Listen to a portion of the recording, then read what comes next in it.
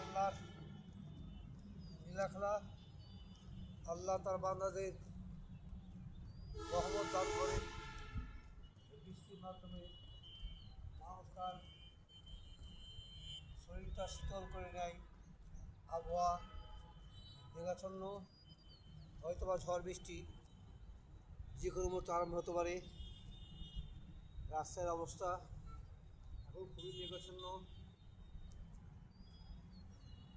আল্লাহ সবসময় বান্দাদের ভালো চাই, বান্দারা কীভাবে ভালো থাকবে, কীভাবে শান্তি থাকবে, সেটাই আল্লাহ চিন্তাভাবনা করে।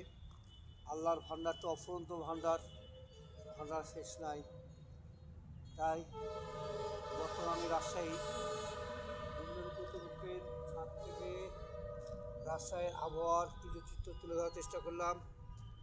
আপনাদের ভালো লাগলে শেয়ার করবেন, লাইক কমেন্ট করবেন।